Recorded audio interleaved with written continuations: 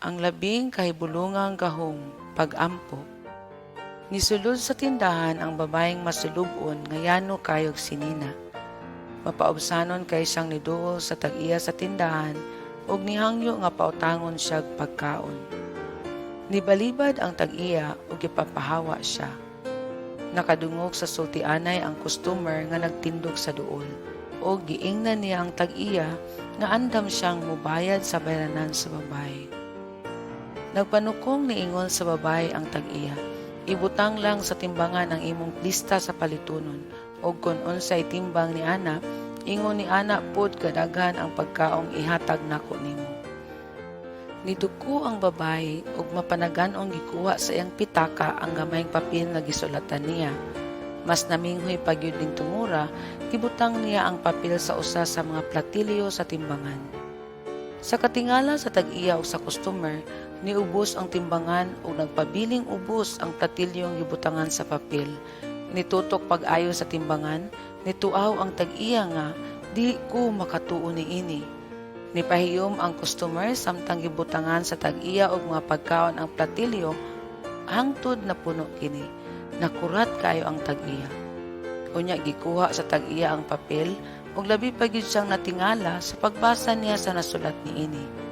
Dili di ay kini lista sa palitunon, kundili pag-ampo nga niingon, Ginoo, nasayod ka sa akong mga panginahanglan ug itugyan nako kini sa imong mga kamot. Gituno sa tag-iya ang pagkaon ngadto sa babae ug nahilom. Nagpasalamat ang babae ug nilakaw.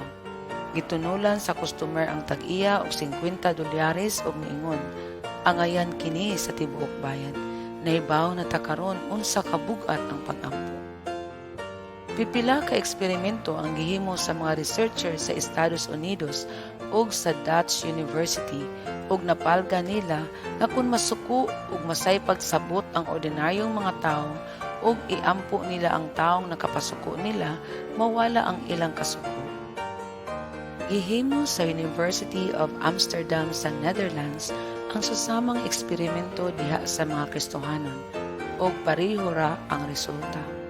Nagpakita ang mga pagtuon nga human sa dili maayong hitabo sama sa mabiyaan sa eroplano, muampo nga ni ang mga tao, mas dakong porsyento nga isipon nila nga dili makontrol sa tao ang mga hinungdan imbis nga mubasol og tao. Ningon ang usa ka Dutch researcher nga makawala gyud sa kasuko ang pag-ampo ug makausab sa tinan-awan sa tao sa usa ka butang. Kahibulungan ang gahom sa pag-ampo. Maluwas ang mga makasasala tungod sa pag-ampo. Maligunan ang mga naluya tungod sa pag-ampo. Masangkapan ang mga kabos tungod sa pag-ampo.